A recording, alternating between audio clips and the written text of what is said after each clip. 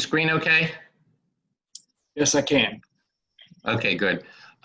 Gene asked me to do this some time ago, and we went through a lot of gyrations because of all this pandemic. So we decided that this was going to be the best way, although not my favorite. I like to do things in person. But we're going to do, this is kind of not just what judges want, but I'm going to go over what I see as the competition process from my point of view. Mary Jean and I are both come from the Professional Photographers of America realm, and we're also we're life members of that. We're also life members of the Maryland Professional Photographers Association. So I'm going to look at this not only as a competitor, but also as a judge. I've competed for, oh my gosh, over 30 some years, and I've been a member of these associations, and I've been a judge also for 20 years. I've judged both at the local, the state, district, and international competitions with PPA, and I'm also what's called an affiliate juror. That's about a 10-year process that allows you to judge images at the highest level, which is our district, and our international competition, which are held once a year.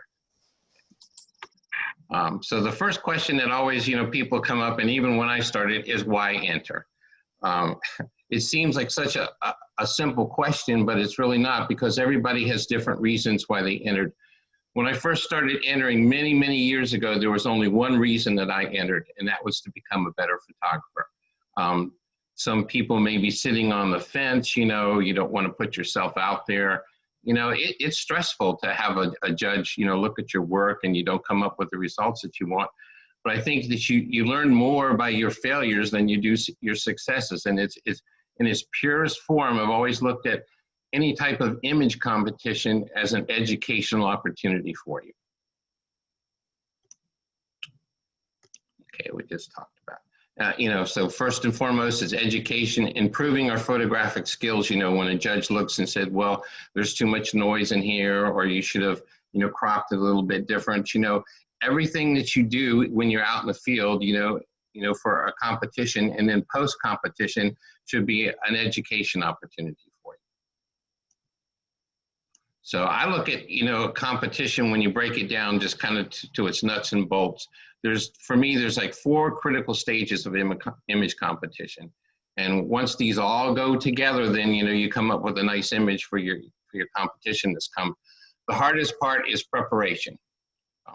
Are you one of those people, that takes a lot of time and prepares your work like I do? Or in this cartoon illustration, this is Mary Jean. If you can't read it, little boys, do you have an idea for your project yet? No, I'm waiting for inspiration. You can't just turn on creativity like a faucet. You have to be in the mood. And Mary Jean would be, what mood is that? And that's like last minute panic. Joe, we are seeing your entire desktop rather than just seeing a single slide for some reason. I don't know if Jerry can help you with that or something, but we're not seeing the slide you're talking about. We can see your whole desktop instead. Are you in a slideshow at this point? Yeah. Is that better?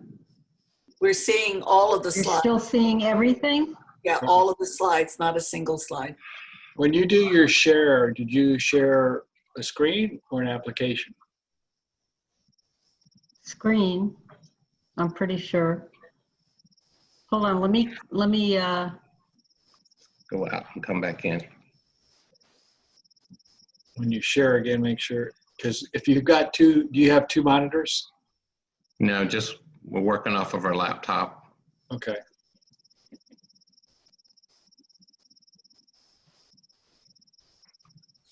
That's it. That's it. There you go. that better? Okay, Yeah, we'll just leave it with, we'll leave it with the white. Thank you. Not as artistic, but we'll go with what's working right now. So Is that okay there? That looks Perfect. good. Perfect. Okay, Okay. okay. Perfect. Yeah, that looks great. So you can either plan, or you can do it with Mary Jean, who's a pure artist. You just leave everything to the last minute, and she starts working on her deadlines, like 3 days before they're due, in panic mode. I don't like to do that. And if you can't, probably the hardest thing, I hear from people who said, well, I don't have anything to enter. And I get that way too, you know, my goodness, I've been competing for over 30 years, you know, sometimes you get to that point where, you know, what do I want to enter this year? You know, what do I want to try any different? I can't find any inspiration. And I think one of the easiest things to do is just to assign yourself personal projects to avoid burnout and boredom. And with what we've been going through lately with this pandemic is a perfect solution to this. We got shut down here in March. I think the last thing we did, we took a nature boat trip with our local camera club. And after that, there was just nothing. And for people that know me, you know, I was climbing the walls. We mopped the floors and cleaned out the cabinets and done all that nonsense. And it's like that, you know, what can we do now? What can I do now? Because I was used to being out, and this is a very good time to be out for a birding photographer, because we were going through all the, you know, the alligator farm was shutting down, and we were in the middle of, you know, the plumage season and everything. So what I did, because on top of that, I'd blown my knee out. So I had a torn meniscus. So I was hobbling around here like crazy. So what I decided to do, something that I've always wanted to do, was just to capture the backyard natives. You know, I'd never taken the time to sit down and do it. So I'd just go out there, plop myself out there in a chair with my 500mm lens. I set up some perches, and I just learned, you know, I learned their behaviors, and I learned, you know, I always wanted to photograph hummingbirds, but I'd never taken the time to learn. So, you know, assign yourself something that you've always wanted to do, you know, that you just never set down, whether it's sunrises or sunsets or architecture, but just to get yourself out of your rut. And these are some of the images that, you know, that I captured in the backyard. And what it wound up to is, my gosh, I wound up with such a huge body of work. It's like, okay, what am I going to do with this now? And then I also created this a forum on Facebook called Backyard Nature Photographers, if you want to check that out. So, you know, same thing, just trying to do something different, trying to escape the boredom, just to give you a little a push in the right direction for some creativity, something that you haven't done before. The next, you know, you have to do your homework. You know, I've learned that great images, you know, come through, you know, a lot of tedious planning, finding out what's the weather, the time of day, the tides, all the things that go into making a great photograph that sometimes you just can't show up, you know, with your camera and start, you know, run and gun kind of thing, that you have to know all the things that, you know, are going to be there for you. Is the tide going to be there? What time do I need to be there for sunrise, and all those kind of things, which these illustrate. You know, a few minutes later, and go back to the sunrise. A few minutes later, and, you know, that image isn't there. Well, I've lost that blue color and the gold color down at the bottom. And it was nice for that bird to sit right on that middle stalk for me also. I've tried some feeble attempts at Milky Way photography this year. Perfect example, show up at 4:30 in the morning and we've got this humongous fog layer that came in. So, you know, no Milky Way photographs that day. So you have to become one with your weather. I've never been much of a weather guy, but you really need to watch weather when you're doing photographs, especially environmental photographs like this. Be cognizant of storms and everything. We were on the West Coast and there was these massive storms that would come in every night about 5 or 6 o'clock. So I learned, you know, to set up the camera and just be ready, and we'd have these great cloud formations that come in. You know, just being aware of your surroundings and being aware of your environment, you know, for stuff to enter in competition. You know, like I said, this isn't just going to be what I look for as a judge, but it's kind of about the entire competition process and what you can do to improve. Marine land, great place to photograph, but very tidal sensitive. Sometimes you can have great water and you need a little bit of water to cover those rocks. This was a little bit dry that morning, but then that fishing boat decided to come by for me, so that was nice. Selection of images is really tough. You know, you can do this one of two ways. You know, you can rummage through your files forever, which, you know, I tend to do, or the other option for me, I like to go out and actually photograph for competition, you know, so where I can control the situation, control the lighting, and control what I want to photograph. I did that even on our studio days. Mary Jean and I had a what I would call a traditional portrait studio in Maryland for close to 30 years. And if I had a really cute little boy or little girl, you know, who showed up for a family portrait, then I'd have them come back, you know, for a complimentary session just to do something for myself. The techniques for us have worked. You know, I've won a lot of bling over the years. You know, Mary Jean calls me a trophy hoe. But, you know, these are some of the awards that we've won over the years, and Mary Jean's, you know, competed also.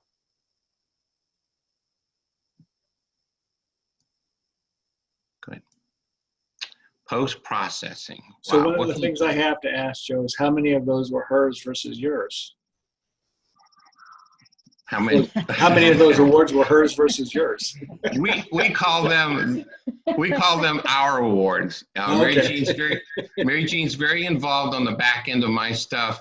You know, I photograph, and then Mary Jean brings her talent. You know, I probably didn't say I'm purely a technical photographer type. Mary Jean in the family is the artistic person. She handles a lot of the post-processing, and then also she does Corel Painter. She also teaches Photoshop and Corel Painter. I think she enjoyed it when I started doing more wildlife photography, because there wasn't that much that she had to do to my images anymore. But those trophies and everything, those are ours. Post-processing is just, it's kind of like a double-edged sword. It's one of those things. I had a mentor of mine liken it to a great food recipe. You know, too much salt, not enough salt, too much pepper, too many other spices and everything, and you ruin the recipe. Post-processing is a great tool as long as you not only know how to use it, but if you use it judiciously and know how to control it.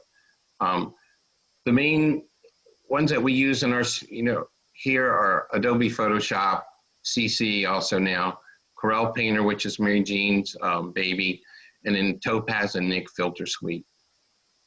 Those have become kind of our standard that we use, you know, for any kind of manipulation, or what I call, not so much manipulation as enhancement. Most of my wildlife photography nowadays is pretty much what I would consider real capture. And then we just go in to just kind of enhance it, just like I would if I was in a dark room, which is the same thing with dodging and burning and increasing, you know, contrast layers. An example of post-processing, this is the original file. You know, it's kind of okay. It's a little muddy, murky looking. Then I brought it into Nik and corrected the color, pulled out the blues a little bit more. And then the final image was converting it to black and white with Nik's Silver FX Pro 2. I really like black and white. I had gotten away from black and white for a long time. I came down here to Florida, moved down here 8 years ago, and I got to sit in on a lecture by Clyde Butcher, and I was just all excited again about black and white. In fact, I was ready to, if you've ever been over to Clyde's place, I think he has an open house usually around November, close to Thanksgiving time, is go over there and see his work and see how he does his things. It's an old style thing, and I was ready to jump right back into that until my wife kicked me under the table. One of the questions that's come in is, which Topaz products do you use? Okay, which I can't think right offhand. The Nik Silver effects I like a little bit better than Topaz, only for the reason that when I go to use Nik and I go to apply a filter to it, it automatically builds a secondary layer for me. It does that for me automatically. Topaz I don't use as much. I've got something later in the program, but I just purchased the new Topaz, the AI denoise. Incredible, you know, after all these years of fighting with noise and trying to find a program that I felt was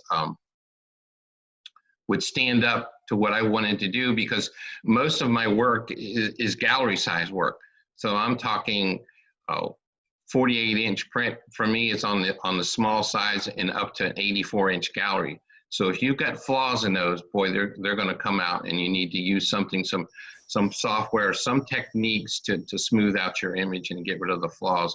The other thing with Topaz, I think they have, I use another program now, but they have an upsizing program also that helps if you're going to move up into doing, large format images.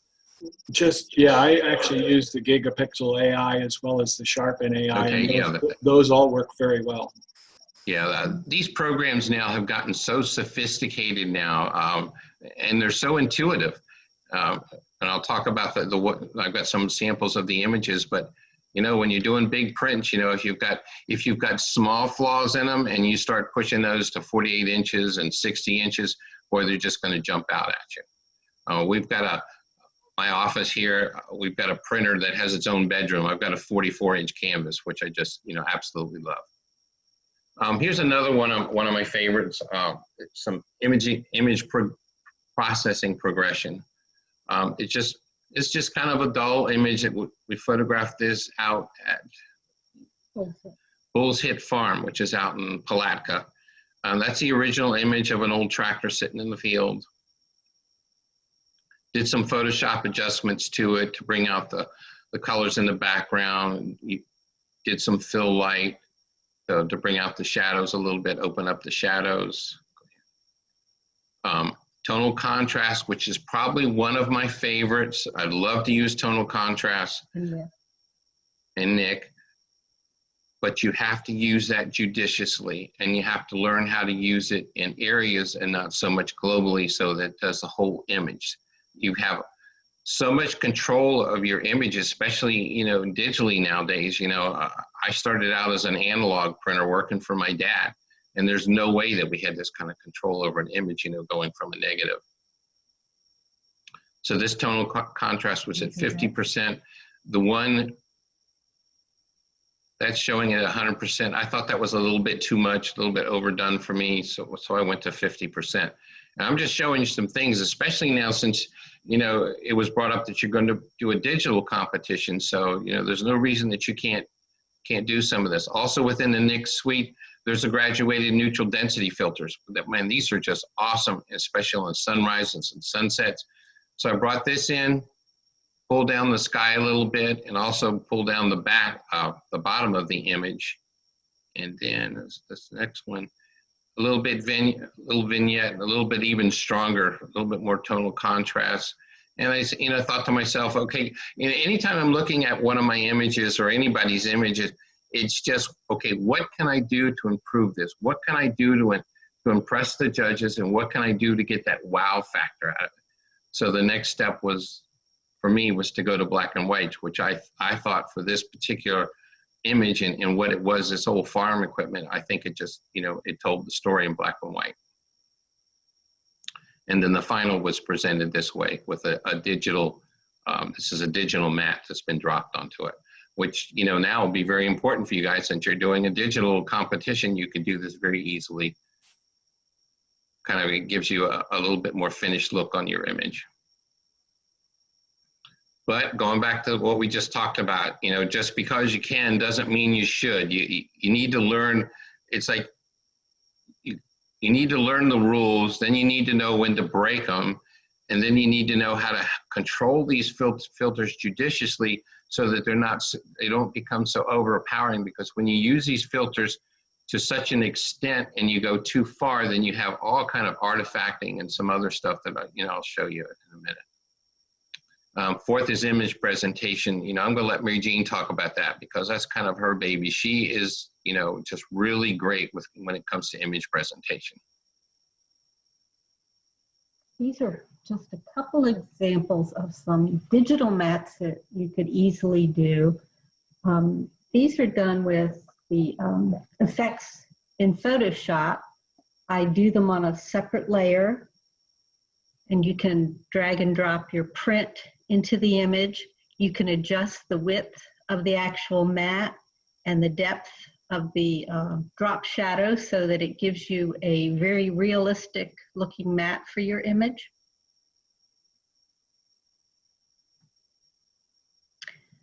Same image, this one's a little bit more of a sepia toned.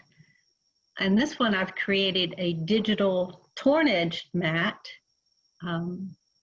with a little bit of drop shadow, a little bit of stroke around the inner edge of the print itself to help separate it, and then dropped it onto a darker background to make the torn edge stand out. This is one of my painter pieces of two of our grandkids. And I picked up the tone for the outer mat using the texture and the color from the sand. And when you're doing a colored mat, you can also go in and add either some grain or a little bit of texture, just so that it's not just a flat, plain color to it. On this one, I also added the torn edge digital mat, and I added a little bit of tone to it so it wasn't a bright white torn edge that would have competed with the image too much. And just a little bit of stroke on the edge again to separate the image from the torn edge and the outer mat. We did have a question that came in for you. You say you're doing this in Photoshop. Are you using any kind of a plug-in or something to do that, or is that a native feature that you use? These are Photoshop, and it's in the effects part of Photoshop. At the bottom of your layers palette, you'll see a button for FX. It's also in your menu at the top. If you pull down images, you can find it in there too.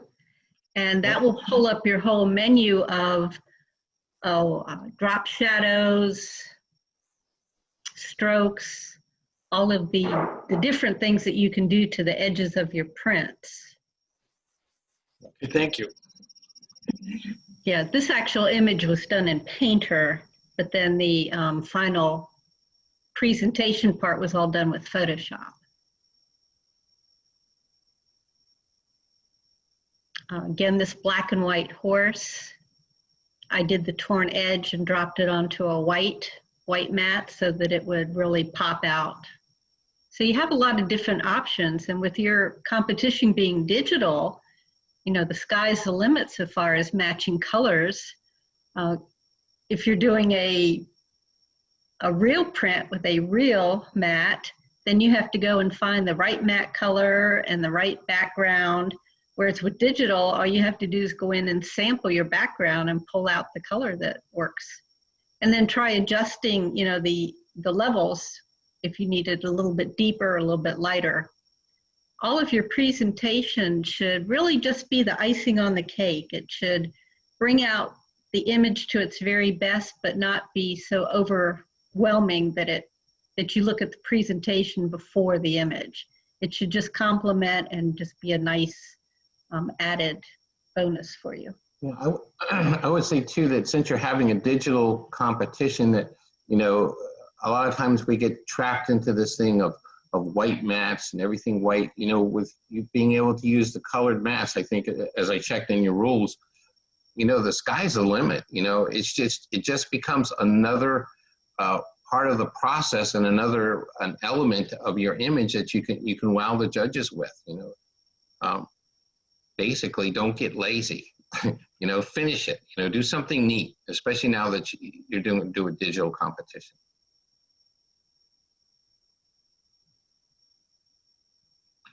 What judges don't want to see. You know, there's certain things we all have, you know, as jurors, you know, been doing this a long time. There's certain things that just jump out at you. One of my pet peeves is crooked horizon lines. If you're doing a beach, you know, a sunset or a sunrise, or maybe in a portrait at the beach, to make sure that your horizon lines are straight. That's one of my little pet peeves. Other things that are going to jump out at judges are going to be technical issues. Technical problems. I know when I started first competing, you know, I make an image and I put it in competition, and you sit there, oh, the judges won't notice that. And the first thing that comes out of the mouth is they just go right to that little problem that you knew they wouldn't see. So if you can see the problem, and especially now with digital, you really need to fix it. And these are some of the major ones.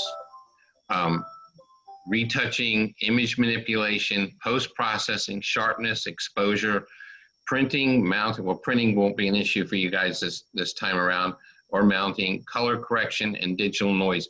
Those are just kind of the things that are just going to jump out at a judge. You know, if the retouching has either been done haphazardly or if it's not finished, the image manipulation, like we talked about, if you just went way too far and you start introducing artifacting and all kinds of ghosting in there, same thing with the post-processing. Sharpness is a big thing. You know, I feel with the cameras that we have nowadays that at the very least, you know, we need to present a sharp image, you know, to the judges. And what happens when we start playing with apps and too many filters and too much post-processing, that also has a big effect on sharpness. Exposure is important. Even in digital, you won't be going to print, but if you don't expose it right, if you either severely underexpose it or if you overexpose it too much where you're blowing out your highlights, that's going to show in your final image big time. Printing and mounting, not an issue. Color correction is also, you know, easy. If you go through Nick and if you're having problems with color correction, there's a tab in there under the Nick pull down for color correction. And then digital noise, which I just mentioned with the new software that came out with Topaz, awesome. And I'm going to show an example of that in just a little bit. Focused image out at Merritt Island, I really like the reflection and everything. We brought it back in the computer, and it, for whatever reason, I just misfocused. You know that old thing, the eye is the window of the soul. You know, that eye needs to be sharp, especially in a wildlife image like this. There's just no reason, like I said, not to give a tacked, sharp image for a judge to look at. You know, with this, I think this was a viper of some sort. I think this was the Central Florida Zoo, where you can practically count every little nub that's on the top of this guy's head, to the point that I would never want to touch it. Something else that you can, just to keep in mind when you talk about lens length and shutter speed for sharpness of images, a rule of thumb is, let's say I'm photographing with a 70 to 200 millimeter lens, then it should at least be 1/200th of a second should be your exposure, just to eliminate vibrations and shutter, you know, shake and camera shake. If you're on a tripod, it's not an issue. I don't like as I've become more and more acclimated to wildlife photography instead of portrait photography, I really like to be on, not on a tripod anymore. It gives me more flexibility, especially when I'm trying to do birds in flight. That's just about impossible. Over processing. I'm going to have a sample of an over processing image. Probably one of the biggest things is over sharpening. This is the original image. This is the Flagler Beach Pier one morning, low tide, nice reflection, nice exposure. And we go into sharpening. I hope you guys can see this. I don't know if you'll be able to see it on your screen. Go back to the original. Okay, look, especially at the top of the railings, you start to see some ghosting. This is a first stage sharpening. You start seeing some ghosting. You start seeing the white. You start seeing the banding around the sun. It starts artifacting. We start getting all these crazy things. And if we take it even one more step to even show you even farther, you can really see what over sharpening. I mean, there's cases when, yes, images need to be sharpened, but when you take it too far, you can see the ghosting that starts happening at the railing. We see it in the pylons, and we start seeing this banding in the sun. And that's just things that I look at. And then as far as sharpening goes, Topaz has also just brought out, I have not tried it. I've seen a lot of information on Facebook. They brought in an AI sharpening tool, which seems to be pretty good too. So I would look at that if that's something that you want to do. Most of my images, for the most part, I do not sharpen. People always say, you know, do you sharpen your images, Joe? Very, very rarely do I sharpen my images. I've actually used the sharpening AI, and it's really good. Okay, yeah. Topaz really seems to be bringing out some really good tools right now that you could look into, you know, just to complement your things that you want to do for post-processing. The tools seem to be working really well. They're very intuitive and very easy to use, like this one here. This is actually a little downy woodpecker that actually my 11-year-old granddaughter photographed this. I've been kind of training her under my wing. She's done really good with some awards with the Birding Festival. But if you look at him real good, it's a really nice image. But especially if you look at that green background, you start really seeing that noise. And I bought this program for this image for her. Go to the next one. And you can see how it's smoothed it out now. You can go back again, go back to the original. And look at, especially look at the eye. There's a lot of pull downs for this particular program now about maintaining the back detail, and also a little bit of a sharpening tool. Are we on the second one? Mm-hmm. And you can see that the eye is still nice and crisp. Now you still have to start with a good image so that you can work it, but it's really gotten rid of that, what I consider that really objectionable noise in the background. It really kind of popped this image out now. Our competitions, like I said, this is just kind of the format. We're going to go through this real fast. They're held basically twice a year. Our district competition, which unfortunately was just canceled because of this COVID, and none of us wanted to travel to Atlanta. And then our international competition, which now will be held in the fall, and for the first time ever will be a digital competition only for us. So that's, that's new grounds for us. Normally you would be able to enter both physical or digital entries, any combination of. You can enter up to 4 images. There's a panel of 5 affiliate jurors. Each image is scored from 65 to 100. And then what I think is really great about PPA is its critiques are available to the makers after the competition. And this year we're even having critiques available previous to the competition, meaning you can send these in, and then the juror will sit and look at your images according to the 12 elements of a merit image, which we'll look at here in a minute. And then they'll give you some suggestions which you can do to improve your image.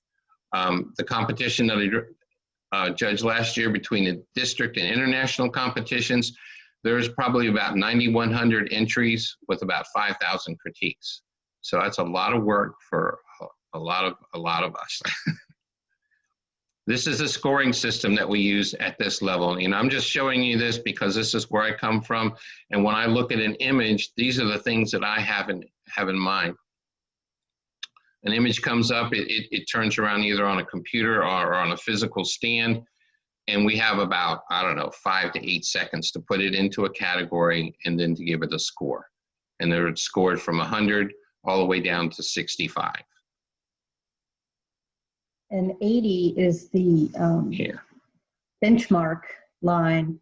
In order to get a merit, you can get merits for prints and merits for service, but you have to have 13 print merits to put towards your master photographer or your master artist degree. So 80 is the magic number. And then anything above that would possibly take you into loan collection or, other awards. But you have to at least get to that 80 mark. Yeah, this is the 12 elements of a merit image. Those scores are kind of based on these 12 things that we look at when an image comes up. And here they are. These are the 12 elements of a merit image, or we like to refer to them the dirty dozen. Impact, technical excellence, creativity, style, composition, presentation, color balance, center of interest, lighting, subject matter, technique, and storytelling. I don't think there's anything in here that's, I think this list was developed about 30 or 40 years ago for PPA. But if you look at these and kind of think about it, when we go to look at an artwork, either a museum or a photograph that we really enjoy, we're probably looking at all of these things. And the more of these elements that are used and that pop out of an image, then the higher your score is, and the more successful it is. Someone told me once, one of my mentors, that if an image doesn't score the way you want it, or it doesn't do what you want it to do, then you probably didn't get the story across to the judges. I don't know in your competition, titles seem to be very important in our competitions because of the way they're done.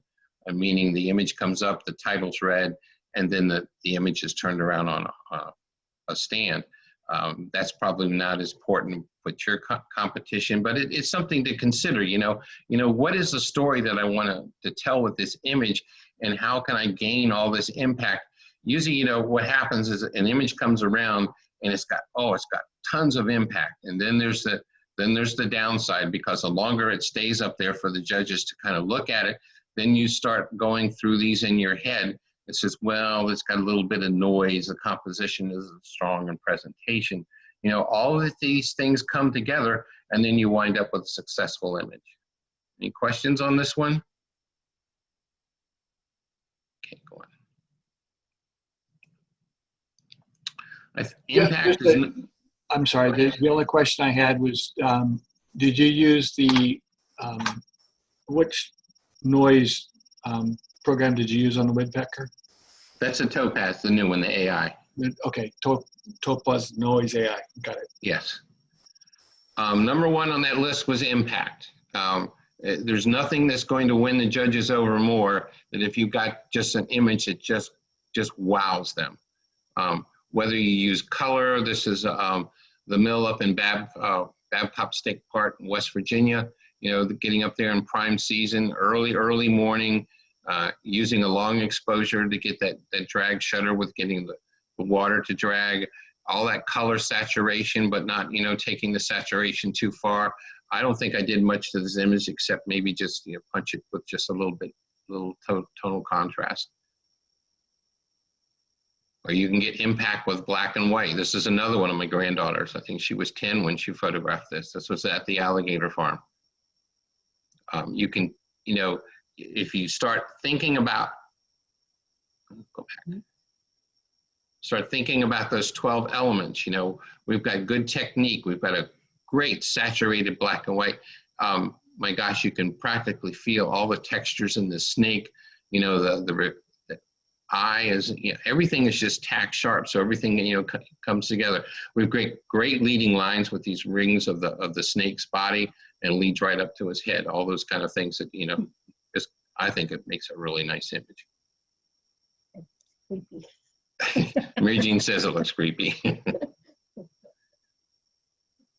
Impact, if you know, trying something different, a little more on the abstract, what I would consider power colors. You know, I like to think of palettes. There's certain palettes that work really well together. Purple and yellow, yellow and greens, reds and blacks, things that just really, by the pure nature of the image that you've used and the color palette that you've used, just has a lot of impact for the judges. A sunrise, same thing. Great colors. There was absolutely nobody out on that beach that morning, to the point that I was kind of looking around like, you know, does somebody know something that I don't know? Because the storm had just cleared and I didn't know what was going on. We had these nice little rain clouds over on the left and just this gorgeous sunset and reflection. It's the kind of image, go back. It's just the kind of image that just draws you right into it. I think I called this circle of fire, and you're just drawn right into that center cloud, you know, through that reflection. Did you vignette that? You know, it had kind of a natural vignette, and I think I did add just a little touch of vignette. That's another thing that you can overdo really easy. You know, be real careful with vignettes. You know, I don't like to see a lot of heavy vignetting. This may have been, even looking at it on my laptop now, just a little bit too strong. But I like to use just a little bit vignette on my images if it's appropriate, you know, to draw the viewer into the center of the image or what you want them to look at. Strong black and whites do well. This was some bodybuilders that we used to do up our studio in Damascus. I've seen too many bodybuilders that were just flat lit when they've got all this phenomenal muscle texture. So everything was lit on here from very directional lighting and creating a lot of impact with the black and white. And again, going back to an abstract, that was done with flood. I did have a question come in about using selective focus if you want to, you know, being tack sharp is so critical. What do you mean by selective focus? G, do you want to clarify that? With such emphasis on being tack sharp from the front to the back of the image, should you not enter pictures that use selective focus, where you are focused on a specific point in the picture and it might be not sharp before that and behind that? You know, 'cause I've got a section later, you know, because I think really high quality photographs have a background, middle ground, and a foreground. And how you use that with selective focus, you know, with the snake, I think it was important that everything be pretty tack sharp because everything was so close, you know, or his eye and the ribs and his I don't know what you scales. But if you think about, let's say, a portrait at the beach, you know, doesn't necessarily say a little girl at the beach wouldn't necessarily everything have to be tack sharp because I think you create more depth of field and more depth to the image, you know, by using that sharpness to non-sharpness. Does that explain? Yes, it does. Thank I've got a section. Okay, I've got a section later too about that. Or you can get impact, you know, just an emotional response from a lot of judges. This is when, when you try to play to the judges, you know, you say, well, I've got 2 women on the panel, so you know, I want to put a mom print in. This is a mom print. This has a very strong emotional response from judges. You know, just kind of an awe thing. Started out as just a what I would consider kind of a blah, black and white, and then Mary Jean went in and did some hand coloring to it. Tips and tricks to improve your competition images. Let's go with some stuff. The biggest thing is work with the correct tools. You know, don't cut corners. I know there's a lot of free programs out there. I hear this all the time from some of my friends around here. Oh, I don't have to pay for Photoshop and I don't have to do this and don't do that. Photoshop is only like, what, $10 a month. And I just feel for the type of work that I want to do and the type of work I want to provide for my clients, then I need to work with the correct tools. The free tools are out there, but I just don't feel that they perform, you know, at that level. I mean, if you feel they do and you're okay with that, then that's fine. You know, work with the tools, the correct tools, and also work with what you're comfortable with. Watch out for destructive editing, where your file gets degraded. You know your tools. Not only just know your tools, but also know their limitations and their strengths. There's certain things that work really well in certain situations. I know in Topaz, I know there's also, there's Tonal Contrast detail extractor. I don't have a lot of luck with detail extractor when I use it. I've had a few images that it seemed to work on, but a lot of times when I've used the detail extractor, it's just gone way too far and the images just start to have a really strange look to them by pulling out too much detail. Shoot raw. This is one of, you know, I had a friend of mine who's a certified Adobe expert, and he beat on me for years. You know, I wouldn't shoot raw because I was intimidated by shooting raw because all those new things I would have to learn and all this stuff. But oh my gosh, I shoot everything in RAW now. I even shoot everything on my grandkids in RAW unless I've picked up my wife's Grand Cam, which is a little point and shoot, which, you know, it shoots JPEGs.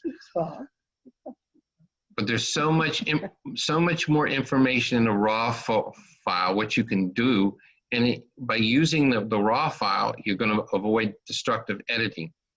If you haven't heard the term, I consider destructive editing as say, okay, I have a JPEG, and then I bring it into my computer, and then I start doing a whole bunch of stuff to it. I resize it, I adjust the levels, I do this, I do that.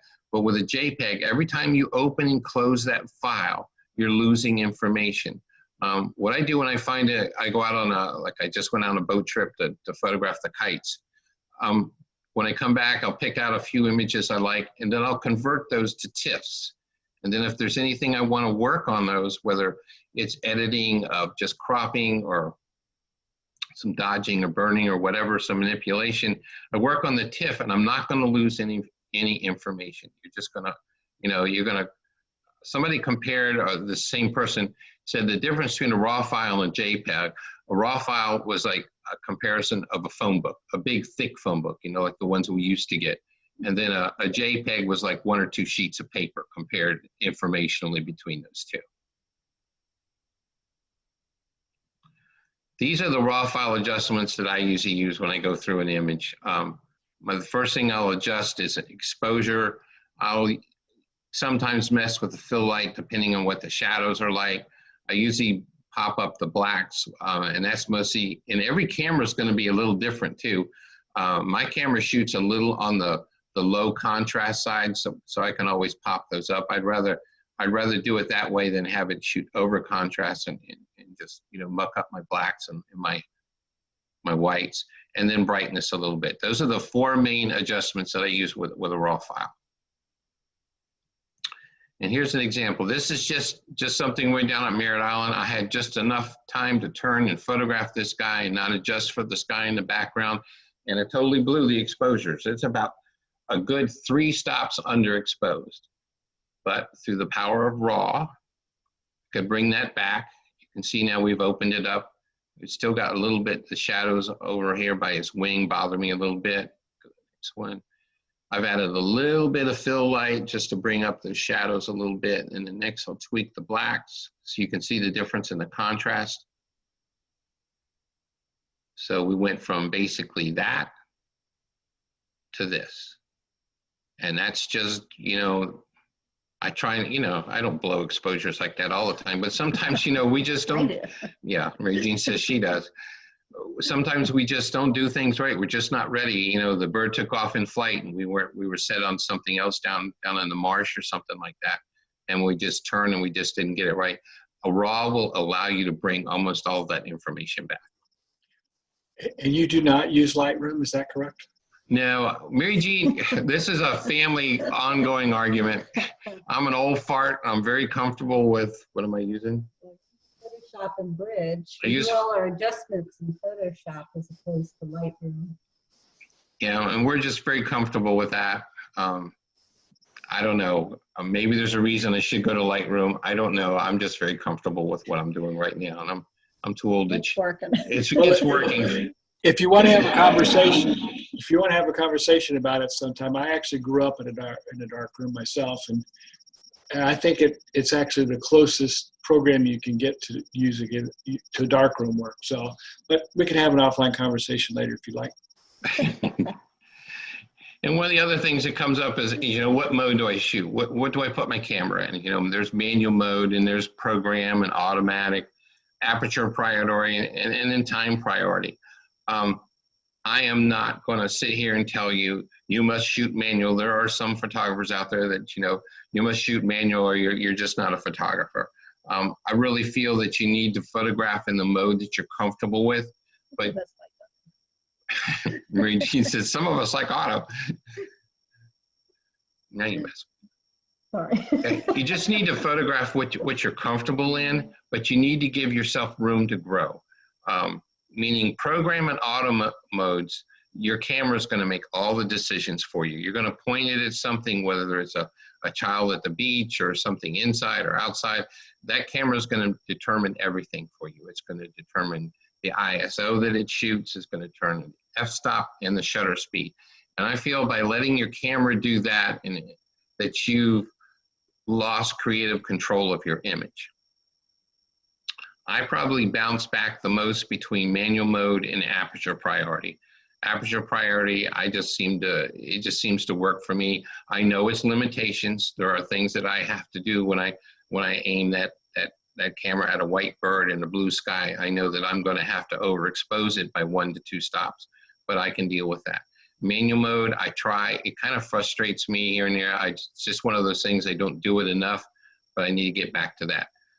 So that's basically my thing, is just to use the mode that you're most familiar with and what you have the most success with. If you're using program or auto, I wouldn't go out on a big shoot and say, oh, I'm just going to use aperture priority today and not come back with any images. I would say maybe, photograph, say for a couple of hours, at aperture priority mode, and then go back to what you're comfortable with, and then go back and look at your images in the computer and see how you can improve them. Keep it simple. We have a tendency, especially as studio photographers, I grew up as a studio photographer, that we tend to overprop things and we just put too much stuff in our images. And think about it, the more stuff that you give a judge to look at, then there becomes more stuff for him to pick at. This is one of Mary Jean's images that won a whole bunch of awards over here, and I think 3 of the camera clubs that took best of shows. I told her after this I wasn't going to print for her anymore. It's just a very simple image, black and white, some dying roses against the black. I mean, it's just very simple. What was the title? Last Days, you know, just a very simplistic image, you know, keep your image simple. We've got nice lighting. You can see the lighting, you know, that's good separation light on the stalks to the roses, and the same with the roses. The lighting was actually painted in just by using, we had a basic exposure, and then the lighting was painted in with a flashlight also. One of the questions that's come up in the chat is that you've mentioned fill light a couple times. Are you really, when you say that, are you meaning that you just bring up the shadows? Is that what you're talking about, or do you need something else? Well, fill light comes, no, fill light comes from a terminology from my studio work. We basically had a main light or key light, and then behind me in the studio was a ginormous fill light, and yes, it was basically to fill in your shadows. And the job of the fill light in a studio situation was to basically create a base exposure. And then by increasing or decreasing your main light, if that makes any sense, because I'm talking portrait work now, that gave the highlights and definition to your subject. Like the black bodybuilder is a perfect example. There was a fill light that was brought into that just to fill some of those shadows a little bit. And then through the use of the key light, and the direction of the key light was to create that stark contrast to isolate his muscles. Also, I think maybe they were talking about the fill light adjustment on your raw file in Photoshop. And that does the same thing. Now, in a digital situation, if you've got too contrasty of an image, if you think about when I brought that fill light up on that heron, that opens up your shadows. You know, it's just a little bit of a tweak so that you don't lose the shadow detail. Does that make sense? Yes, I believe it does. Hey, Go hi, ahead, unmute. it was Liz too. I'm the one that asked, and I just didn't know where fill light was in Camera Raw. So Oh, it's there. I'll look for it. Yeah, it's like the third or fourth tool down. Down below exposure. Okay, I'm looking. Thank you. I was just going to say, I think in the more recent versions, they've changed the name to maybe Shadows. That's possible. Sense. Yes, I think so. Thank you. Highlights and shadows and CC. Yeah, it might be highlight and shadow and CC. Great. Thank you. Yeah. The other thing you can think about when you're out photographing is to isolate your subject. I had a big gallery show down here, and there was another gallery owner that came through and called me a minimalist. And I had never thought about that, but really that kind of described my work, especially my avian work, to a T, because my whole point is to try to isolate the subject so that there's no competing elements in the image. And to think about that when you're doing portrait work, or if you're doing this great scenic, it's great to have a great scenic, but if you have too many things going on in the image, then you lose the attention of the judge. Photographed in our backyard, I think this is a good, you know, we've got foreground, middle ground, which is the woodpecker, and then the background. I spent a lot of time moving perches and setting things up so that we get that late evening sun. That strong yellow that you see in the background is from the yellow hitting the palmettos in our backyard.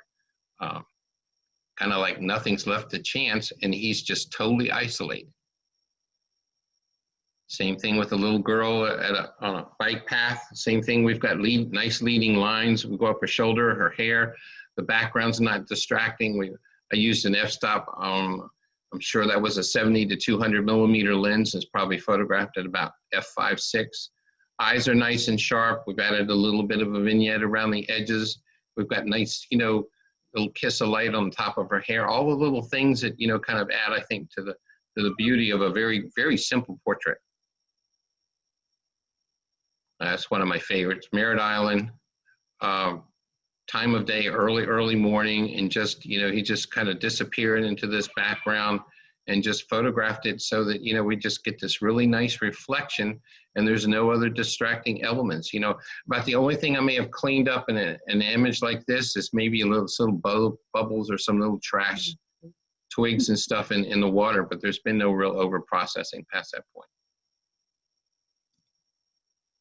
Same thing, this is our studio in our backyard, and when we lived in Maryland, there's a waterfall in the background. Same thing, isolating her, late evening sun, you know, the kiss of light on her hair, using the tree as kind of a prop or element in the photograph. But then you think about this image now, if we would have made everything sharp, and if the waterfall would have been tack sharp, then I think it just would have been a blah image, because, you know, she wouldn't have popped out from that background the way she is in this particular image. Same thing, 500mm lens with one of the birds out front, catbird, and just looking for that little window. You know, sometimes you have to move around to find just that right spot so you don't have a lot of distracting elements in the background. Time of day, late evening, catching that late evening sun as it's, you know, pulling his foot up, but there's, again, no distracting elements. You know, I've had people show me images and they said, well, I had to shoot it then. You know, sometimes I've learned, I guess, at this stage of the game, there's a lot of images that I walk by or I pass by because the background's not right, the foreground's not right, or the lighting's not right. You know, I've gotten very picky about when and where I photograph now, especially since I live down here. You know, we used to come down and visit, and it was rush to shoot all the images I could, and now I'm just a little bit more pickier. And I think based on those 12 elements, you look, you know, this guy just really pops from this image. And the holy grail of photography, you know, once you understand, I think these three concepts, you know, f-stop, shutter speed, and ISO. Once you understand how these three things interact, and you could just think about these things without even thinking about it, you just do it. But it takes practice. You know, I think it's a few steps beyond, you know, just mentioning here, but once you understand what the f-stops do, combination with the shutter speed and the ISO, then you can start thinking, it says, oh, I can do this, and it becomes now you have a whole new creative tool in your arsenal by using these three correctly. And this is probably the best explanation I've ever seen of it. I mean, a lot of people get this all confused. If you look at the top row, F32 gets you the real, you know, sharp mountains, and then you go down here to 1.4, and you've got the really blurry mountains in the background with the gentleman. I think that what happens is people get confused because it's the little hole gives you the sharpest image, and the big hole gives you the softest image. If we go down to the middle row, it gives you, you know, the speed, same thing, 1/1000th of a second gives you, you know, stop action, and then what, half a second you get a blurry image. Down at the bottom is ISO. That's a big debate, so to speak, right now. Well, let's just leave it at that. ISO, I try to use ISO, you know, that's going to give me the shutter speed. Most of my work is avian photography, a lot of birds in flight. So it won't do me any good, say, if I have to shoot at ISO 6400 and not get a tack sharp image, because, you know, I want to shoot at ISO 400 because I'm getting a better quality image, but if it's out of focus, that doesn't help me. This is also an older chart, as most of you know. I mean, I've got a newer, one of the Canon cameras now. Mary Jean bought me for Christmas, the Mark IV, and I can shoot with that thing at ISO 6400 and even up to 12,800, and I don't have a lot of noise to deal with. And you can deal with the noise in the post-processing. Like I said, don't forgo the noise and wind up with a blurry image. Great. Perfect example, you want to, this is a sunrise at Matanzas. If you want to get that nice buttery water, then we've got, you know, probably about an f16 or f22, and this is probably at least about a 30-second exposure. So by controlling those, then you get that nice water and still maintain the sky. Now this is the opposite. I think this may have been photographed the same morning, a little bit more wave action, and I wanted to stop action, so I know that I've got to use a higher shutter speed on this. This is probably up about 1/1000th of a second, so that I still get that nice sun come through the wave, and I still get a little bit of action in the waves, and I've got that sun in the background. You know, by understanding how all these things come together, you know, we were sitting at the alligator farm and just a little bit of break, and this nice little crow sat there for us. And it was nice, but it was a very, very busy background. So by using I think I used like an F4 on the camera. So I knocked out the background and muted it and got this really nice background. This is just some tests that I did, you know, to try to show people, you know, this was done with a Canon, a 70 to 200 millimeter, and we're going to run through the f-stops and show the different effect that you can get. Now this is like f29. Everything's tack sharp. And we're just going to go through this. You can decide what you like the best. 22, 18. We're starting to get, you know, I'll probably like this image probably about right there. Now this has got 2 buds in it, so that's something that you also have to consider when you're photographing birds or if you're photographing people out on the beach. You have to pick the appropriate f-stop also that's going to give you the depth of field for the subjects that you have. And then when we go down here, now we get this really nice muted background. I always liked that 70 to 200 because we did a ton of high school seniors at our studio in Maryland. And I always liked what it did to the backgrounds. Get that really nice muted look to it and separate them. I think this next image is one of our seniors. Oh. Yeah, this was a tree that was in our front yard. And by taking a low angle and then picking an f-stop that would blur that, that's probably about f4, f5, 6, then she really pops out from the background. And she also gets a nice little kiss of it. Same thing, kiss of light. It's all about creating depth. I mean, you think about your image, you're basically working with a 1 or 2 dimensional image, and you're trying to give it depth by bringing in, you know, foreground, middle ground, background. This has probably got 2. This is probably middle ground and background. Some of the other images I'll show you. This was just from a recent boat trip I took to photograph the swallowtail kites out in Central Florida. A lot of stuff going on in the background, but by using like an f5.6 that was done with a 100 to 400 also with an extender on it. So we get that really nice, you know, kind of almost a painterly look, but we still got good separation in the wings and got good focus on the bird. And we can even see the little droplets after he came down for his drink. And you can use, if you use f-stop correctly, you can create a lot of emotion in an image like this, you know, with the mom holding the baby's fingers. But, you know, we can see the eyes, but they're, you know, really out of focus, it wasn't an accident. It was done on purpose because I wanted to create that emotion in the image. Any questions on that section? It's a lot of information to throw out. We good? Yeah, we're good. Okay. Still there? Yeah, there is. Nobody's fallen asleep yet? No. There is one thing that Go ahead. has come up a couple times, and that is use of the digital matting or not in a competition, and whether it's a good idea or not in a digital competition, especially since some images will have it and some won't. Well, my personal preference is I think you should use it. With our PPA style competitions, I would say across the board that images that say come through either as a physical print or as a digital print without any presentation don't do as well as something that has gone that extra. It's just like Mary Jean said earlier, it's just kind of the icing on the cake. It just like pulls everything together. So yeah, I think in a digital competition that you should put some presentation. I mean, you know, go that one extra step, you know, and just to try to, you know, give it just a little bit more pop, a little bit more wow factor, a little bit more design to it. Like the frame on a piece of art. you know, just gives it that extra added umph. Yeah, I can do that.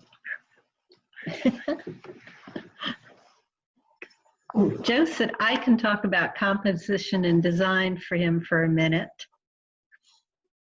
I think that in any of your images, you need to have a plan for your design, and composition is going to be critical in creating impact. In this image of Joe's, you can see that the bird very nicely landed in front of him as the sun was setting, but he also shifted his camera angle so that the bird was in the lower third of the image in order to create the impact there. So position of your subject, the colors wrap around the whole image. Things to look at when you're composing in the camera. This little girl in the studio, again, she's in the third of the image so that your eye has leading lines coming in and you're drawn to her face. Oh, I love orchids. I try to grow them. I'm not that great at it, but I really enjoy them. Joe buys me a lot of them. But in this image, you can see that the main part of the composition, again, is in this third of the image. And since we read left to right as Americans, you start here, you follow the stem right down into the main portion of the image. So leading lines are a huge part of your composition. This wedding couple that was married in Virginia Beach, we did these right as the sun was going down after the ceremony.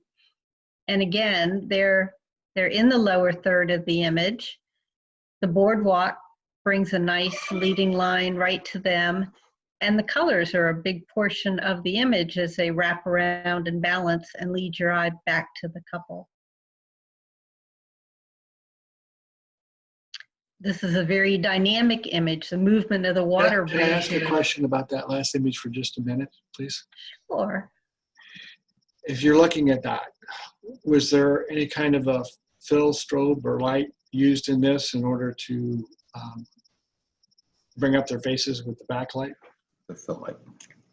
Yes, there was a fill light to bring in just that little bit of pop along the edges there. Okay. Held by the voice-activated. My voice-activated light stand. It's very expensive. I'm going to patent it. Would be me. This image, the composition is controlled by the direction of the water and the wave as it wraps around from the lower corner over here, brings you right through the image and back to the crashing point. You know, sometimes, you know, we talk about the use of thirds, but this is a good example of a center composition, and it works because it's such a dynamic image.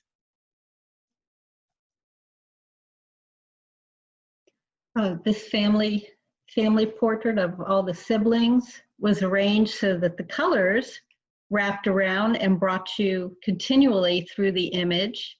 The faces are staggered in triangles and balanced so that you keep moving through the image, and her position of her legs also bring a leading line into the composition here. If you want more pleasing family photographs and you're dealing with groups like this, you know, a rule of thumb is to think about no two heads on the same plane. If you look at all these heads, they're all on different planes. And that you can. We talked a little bit about the rule of thirds and a lot of those compositions. If you think of your image as being divided up into sections, then you can see where the power points are that you want your main part of your image to be located in.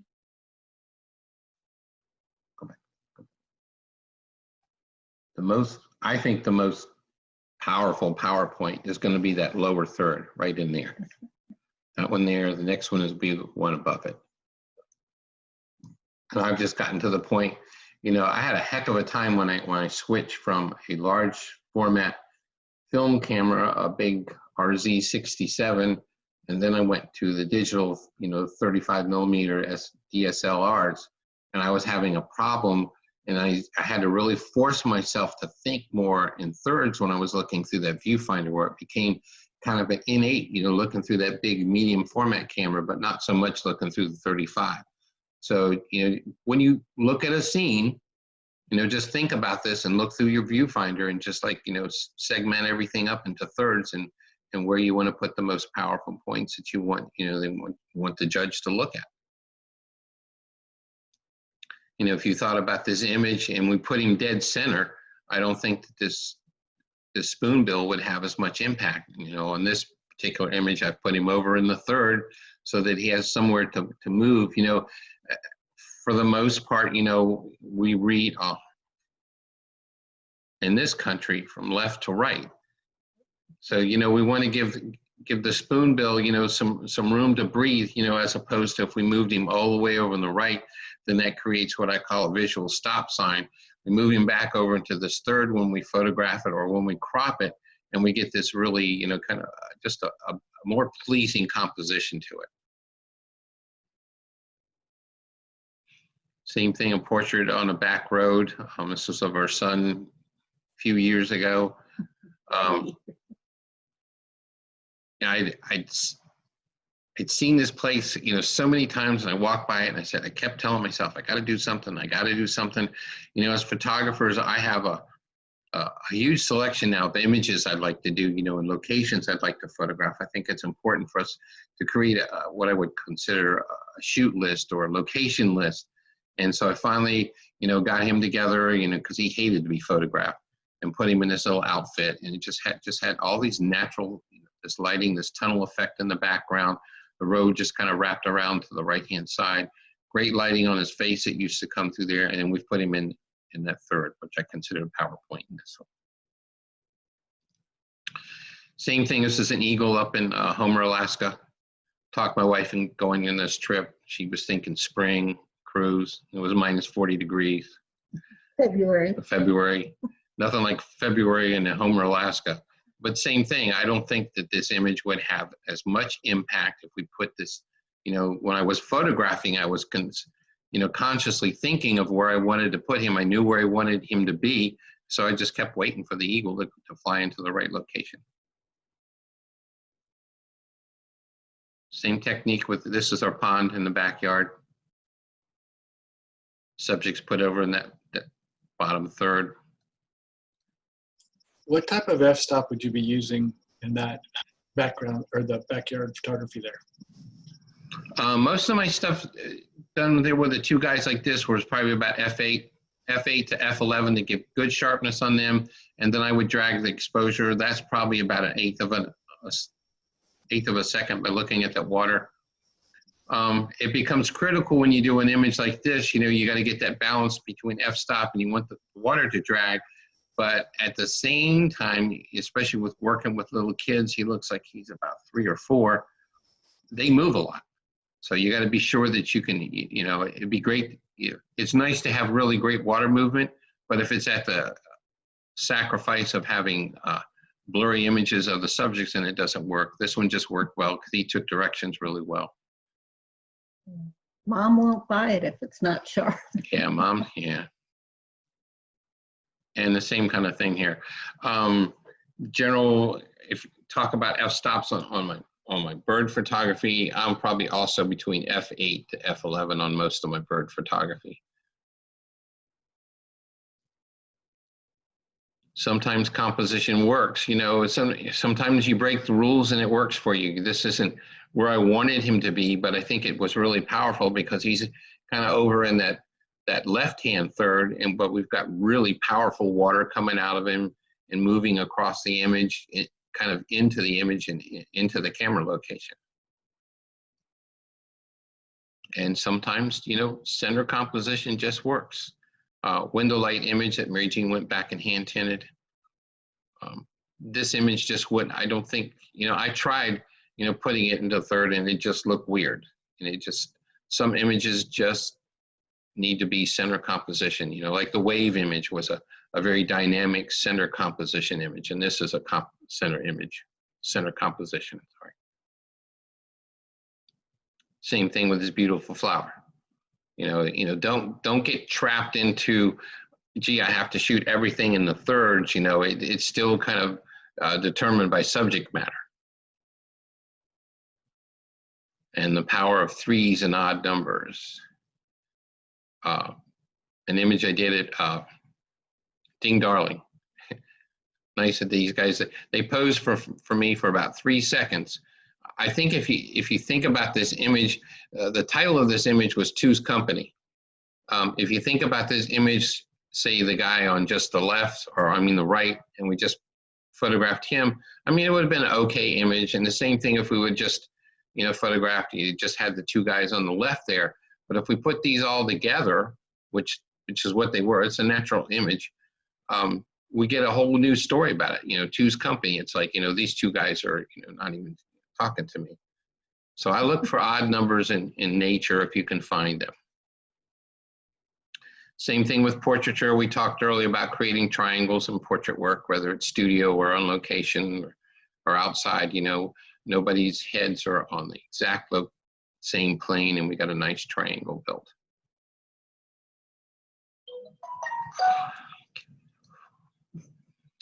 You can use, you know, think about using, you know, triangles as key compositional elements when you're out in nature. This was at the St. Augustine Alligator Farm. We've got this really great triangle, and everything comes together because we've modified the background.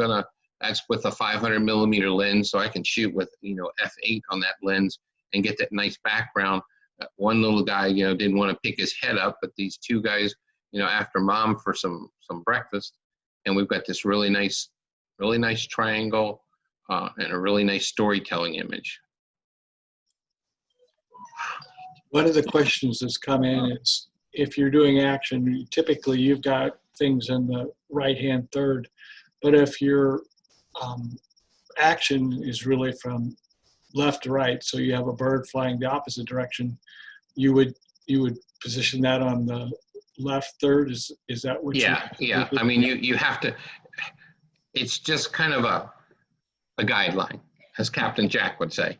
It's just a guideline to try to improve, but, you know, don't forsake what's going on in front of you because, oh my goodness, I'm trying to put him in the third, you know, that gives you too many things to think of. If the action is happening from left to right, then, oh my goodness, go ahead and photograph it. You know, don't wait till it gets over on the right-hand side and you blew the image.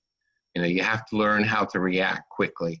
And I think that comes from experience. And also comes from, you know, I find that with this isolation nonsense, you know, and I haven't been able to get out much, that you kind of lose your edge a little bit, you know, with working with, you know, long telephoto lenses and whatnot. And you just kind of, in order to use the tools, you have to keep practicing them. Go back one.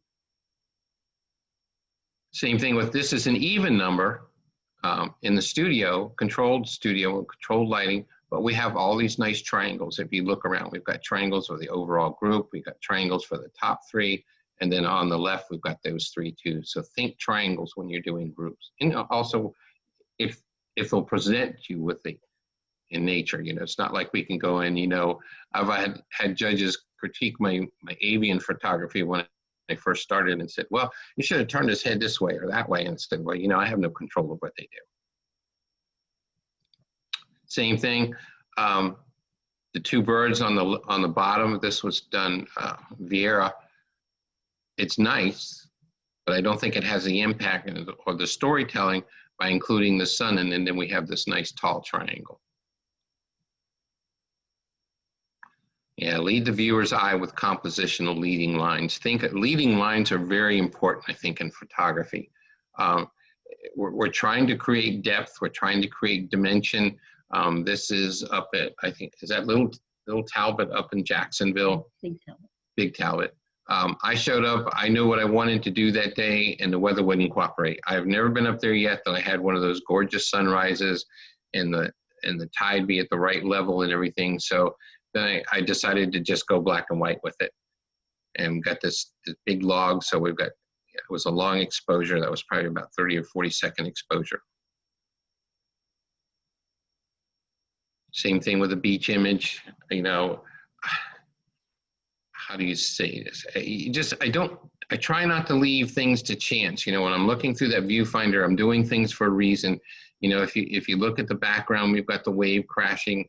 If we look at the front of the image, we've got the surf that leads right up to the little girl, and then this material that she's holding, and then that leads right up to her face. Great lighting, nice muted lighting on an early morning. Compositional elements are important. She's not so much in that third, she's more over, not in the bottom third, but she's at least, you know, close to the third of the image, you know, on the right-hand side. Yeah, this is a great, I think this is a great example. This was photographed down south. We got there too late. There wasn't much to photograph there, but this guy was sitting up there preening and gave me this really nice, you've got this great leading line that relates right up to him. Nice tack sharp, he's giving himself a good scratch. So that's a great, I think, example of leading lines and what to look for, especially when you're trying to do a silhouette. But again, sometimes things just don't work out. Or, you know, this is the St. Augustine Pier, and it's center composition, but we've got these really strong leading lines from the pylons at the bottom and then up to the pier that gets this very dynamic architectural look. It's also one of the few piers around here, I think, I'm familiar with all the piers, that has an open end to it. So it kind of gives you, I know that our pier down here, the Flagler Beach Pier, is blocked, so you don't see anything past that. So I always like photographing that. And the other thing, just as little things to think about, this pier is concrete, so it doesn't move. So you can do long exposures and get away with a lot. Our Flagler Beach Pier, I learned, is an old wooden pier, and that thing moves like crazy. So if you go past 30 seconds on even a medium tide, you know, that pier starts getting really blurry really fast. So just other things to consider. Same thing with the little girl. One of Mary Jean's, Sorry. one of Mary Jean's painter pieces. Nice, smooth, you know, beach sand in the background. She's done some painter to it. We've got really nice lines with the surf line that lead right into her. This has the full, I guess you would, treatment. We've got a deckled edge, you know, to mimic a watercolor torn image, and then dropped on the color tone background. Another thing you can think about when you're doing these is to avoid visual stop signs. Things that just screech out to you when the judge is looking at an image and say, wow, I just can't get past the image, or I can't get past a distracting element of the image. Like, this is nice. And I think that's a kind of a visual stop sign, because we lead in it from left to right, and we come to the eagle and we just stop. Where this was flipped for educational purposes. The way it was photographed was like this. Now we get more of a flow to an image. So think about, you know, creating flow to your images by the, you know, the way you photograph them from left to right. We've got that. See how we kind of lose the water? And in this image, we see, you know, where the eagle came from, we see the fish, and then we see where he's going. I think it tells more of a story of what's happening in the image. So some of the questions that are coming up are from the left to right. You tend to have your leading lines starting on the left, moving to the image on the right, sort of because that's the way we read. Is that correct? Yeah, that's the way I do it. I mean, that's just the way I've been taught. I feel that we're, I mean, I don't photograph all the time that way, but that's, for me, that just, it's more comfortable for me because I read from left to right. That makes sense? Yeah, yes. Same thing with this image. I mean, this is a nice image. It was photographed at the beach, surfer going out early in the morning, but this isn't the way it was. This was flipped just for this program. This is how it was actually photographed. That's the way it was actually photographed. I think it has more impact this way. If you follow the surf down, the pier, the pier, the leading lines of the pier, the leading lines of the surf to the surfer, the pier that leads into the sun. I think it's just, overall, it's just a better composition. These are things to think about, you know, that you can control easily, you know, from the viewfinder end. And we're going to talk about, yeah, I think this was brought up, I think Jean may have brought this up earlier, creating visual impact through the effective use of foreground, middle ground, and background. I mean, we're basically dealing with a one-dimensional subject here. And somehow we have to, either on a piece of paper or now through a digital competition, we have to make that one-dimensional or two-dimensional object appear like it's three-dimensional. And we can do that through the, you know, how we use a foreground, middle ground, and background. This is a good example. This is at the St. Augustine Alligator Farm. One of the other things people, you know, ask me is, well, how do you get them in this? You know, I'll usually pick out a branch that I want to photograph. And in this case, I saw this great branch, had great background, and everything was going for it. So all I needed now was for the bird to land there. So I pre-focused the camera and the lens and everything and had it all set up. And we've got really great leading lines on this, I think. You know, that background becomes muted. We've got sharpness in the foreground. We got sharpness in the bird, and then we've got a blurry background, you know, which we control with f-stop. And I think it, you know, it gives it a much more dynamic look. The same thing. This is actually Florida. People don't believe this is Florida. We've been going to this beach probably for, oh my gosh, probably 30 years. We used to take our kids down there, and this was their payment, you know, was portraits on the beach for Dad before I took him to Disney. This is house. Down at, Yeah, it's a house of refuge. If you, these houses of refuge were built years ago, and they were to help the sailors who crashed on the rocks, and they would have some place to go. There, at one time, there were 6. I think this is the last remaining one that's actually there. This is actually Florida. This is where the reef comes in, the Worm Reef, I think it is, but a great place. Foreground, middle ground, background.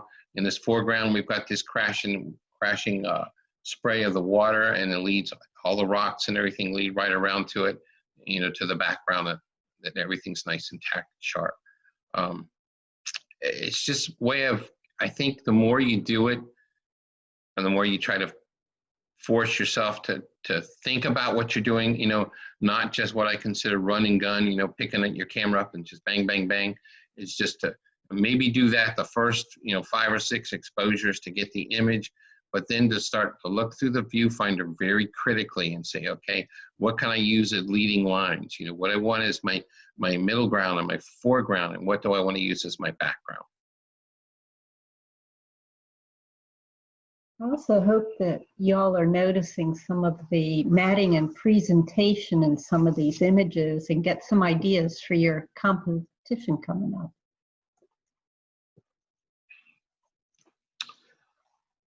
Same thing with the black and white trees down in Charleston. Just created this really nice depth and dimension to these trees by using the natural bow of the trees. And this was probably photographed probably about f/16 or 22 to get everything in sharp, and then converted it to black and white.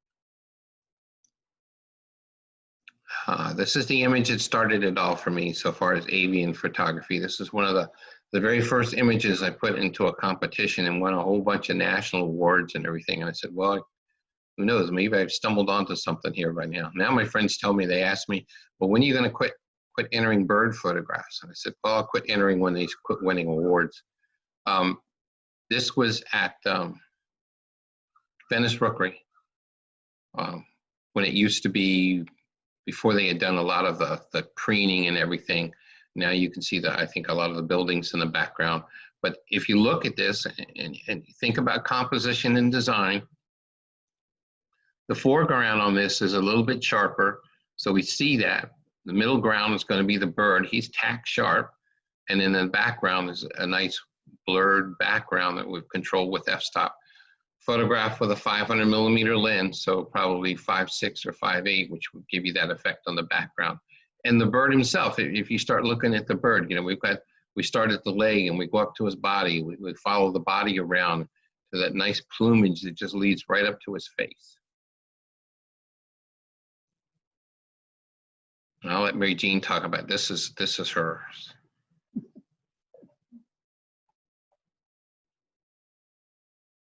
I think that taking your photography to the next level, we talked about the icing on the cake and even beyond print competition, finding your unique factor. You know, what separates your work so that when people look at your images and they say, oh, Campanelle's must have done that. That's really their signature look. This is one of Joe's avian images. It's beautiful as it is. I went and took it into Painter and gave it my little special touch. I did a feathered edge around it to kind of match his beautiful plumes. And then the other version of it is in black and white, which is also very striking. This water lily, this is a pretty water lily. These grow in the drainage ditches along the roads here. Again, I took this into Corel Painter, added the highlights, brought out the shadows, gave it a more painterly look, just a little bit past being purely photographic. I did a blurred background for the matting to just kind of separate it and just give it that kind of ethereal quality to it. This is from our daughter's wedding. The actual day of the wedding, a nor'easter blew through, and there wasn't any opportunity to do anything really creative. So 2 mornings later, everything cleared up and we went out early at dawn and took this image. I used Corel Painter to create the soft pastel look and to bring in the couple, really separate them from the background a little bit, and did a soft artsy presentation with the torn edge and the pastel background to it. Another one of Joe's really pretty birds. This one I painted on the finished canvas print, added acrylics to it, and just my interpretation. These are some of the orchids. And again, I put it in Painter and came up with my more abstract version. Like to really bring out the colors and separated them, painted the background out so that it had just a truly unique look to it. This example of Day's End, this was created with a different type of canvas mounting. These were like triangular columns that we mounted each of the sections separately and then put them together as a kind of a 3-dimensional wall piece. It got a lot of attention at the gallery and sold for a good price. Yeah, But it was a real pain. the gallery owner didn't like it. He said it would never sell. It sold in a day. So yeah, but something that was different. It was one of one because it was a real pain to do this, to print it, and then to line up all those three triangles so that the 3-piece triptych would, you know, look normal. It was a real bear. Ray Jean said no more. One of a kind. This is another of my Painter pieces. You can see that we started with a snapshot of, this one's our grandson, and this outfit was his father's at that same age. So we wanted to duplicate the outfit and the feeling of it. He wasn't real cooperative. He was just more interested in running through the grass. So we managed to catch this image of him. Took a beach background for it. I put it all together, and in Painter, I added the sailboat in the front and the sailboat in the back and enhanced all the waves and the beach and painted the little boy in and added a soft blue matting and a feathered edge to finish it. Some pretty flowers at Washington Oaks. My interpretation in Painter, just brought out the details and enhanced the background colors. I think image competition also gives you an opportunity, you know, like some of these images that Mary Jean's showing you, is to kind of push yourself way outside of the box and to do something different and to create a unique factor that, you know, maybe nobody else is doing. Pretty little girl painted in the studio. No, there's some orchids. I like orchids. And again, the presentation, I took the original image, enlarged it, added a blur layer to it so that all you picked up was the colors that are in the main image. Somebody was asking about presentation being important in digital. Now, this was a digital submission that Mary Jean did. So everything that's been done to this image has been done digitally, from the original capture to the Corel Painter to the presentation, background. Everything in this thing is all digital.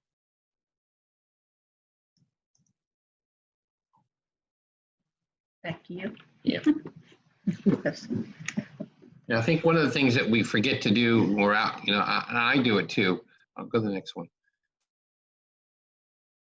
Is to move. I think we get so preoccupied with a subject sometimes that we forget to move or angle, whether it's left or right, look up, look down. This was I was photographing him really up close. This was an eagle up in Homer, Alaska. And then, you know, I realized that, you know, if I got down real nice and low, I got those pretty clouds behind us. So think about that when you're out, you know, photographing something, to move, you know. Don't get so caught up in the moment that you forget to shift your position and get a whole different photograph. Same thing with this gorilla. I chased this guy all over the place. This was at Tampa Zoo.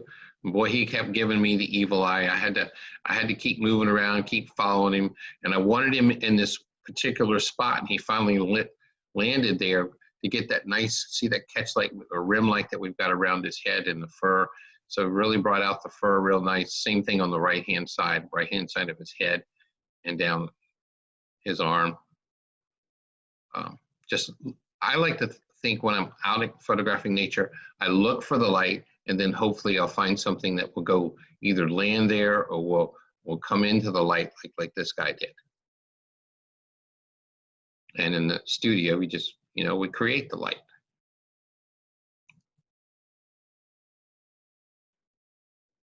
Silhouettes, I love doing silhouettes.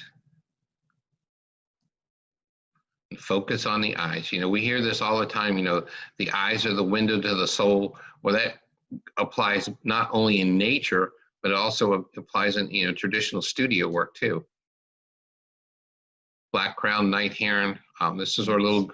You want me to go back? Yeah. Sorry. Black crowned night heron, got those gorgeous red eyes. I moved around to try to isolate him on a piece of background that wasn't so distracting, and then just kind of waited on him. This was our little three-month-old granddaughter. We just did last week, and pretty little girl. She's gotten to the point now she's 3 months, so she's a little bit fidgety, but same thing, you know, the eyes, you know, what captivates you in this image is, and the sweetness is also those eyes. Of course, we're prejudiced, we're a grandparent, so. And same thing with the puppy. A grand puppy. This is an Aussie. Have these gorgeous blue eyes. Those have not been enhanced, hadn't been photoshopped. That's what he looks like. But you know, when you look at a portrait session or a portrait client, you know, kind of look at what you think are their best qualities. And in this case, it's this little puppy's eyes, or the little granddaughter's, you know, eyes also, you know, and try to enhance those and try to bring those out in the portrait. Same thing with this little guy. It's one of Mary Jean. This is one of our earlier painted pieces, not as extreme as what she does now. Just been painted more the clothing that he had on, and not so much his skin. but it's the eyes, I think, that draw you into the photograph. You know, what can you say? These owls have just such gorgeous eyes. And the eagles. Just got that look. And everything's just tack sharp, you know, tack sharp from the beak, his eyes, and then the focus starts to drop out to the back of his feathers on the back of his head. The red, somebody accused me of adding the red into this particular image, and what it is, there was a barn in the background, Kim, and I picked up, a friend of mine lent me a 600mm lens that morning, and I used that to isolate him. A good lesson in isolation, because of where he was and where I was originally standing was not such a pretty picture. So, you know, look at your background, and maybe the background isn't as pretty as you think it is, but if you manipulate it with your f-stop and try to drop it out of focus, then you'll have a totally different look. Same thing in the studio. Little girl and the kitten's eyes. Pelican. This guy is probably one of my best sellers here. I just interrupted his lunch one day on the Flagler Beach Pier, and he just gave me that look. I've sold a ton of this image, and it works for Florida homes, because a lot of Florida homes have those little alcoves and everything. This is originally it's a canvas. It's like a 12 by 36, so it fits in people's homes really well. And that's another thing to think about, you know, when you're out photographing and when you want to sell your images, then think about colors. Think about there's I don't know if it's in the show. There's one image here I've sold about probably 30 copies of it, about anywhere from $1,000 up to $2,500 a pop, and it's a mid-tone image, and it goes with anybody's decor. So think about those things. You know, it's not about competition, but you know. We like this. We like green mirrors too. Reflections. I think I mentioned once before. I'm always looking for reflections, and I'm looking for interesting or intricate reflections. This wasn't a composite. This was an adult spoonbill, and with the juvenile in the background. And I just kind of waited for them to get in the right position and give me the right head positions. Patience. Photography takes a lot of patience. Great reflections up in the Tetons. Always looking for reflections. You know, what's going on in the background, what's going on in the foreground.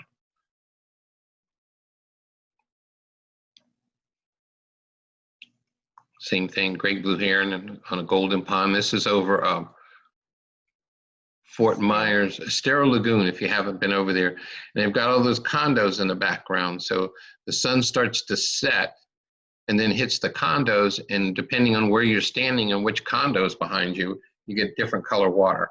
And again, by moving around, you can get from golden, you can get a bluish hue, and it's just the light that's bouncing off the condos. And I showed you this image earlier. It's from Flagler Beach. Everything, you know, isolation, great. Yeah, that's true. That was over the condos too. This was the pink and blue. That little pink light that's catching in the background is from that light, you know, bouncing off that pink condo. Good separation. You know, these are the kind of things, you know, to look for. You know, a good exposure. We haven't blown out the highlights. More of a center composition on this one because, you know, I didn't get a lot of time with this guy.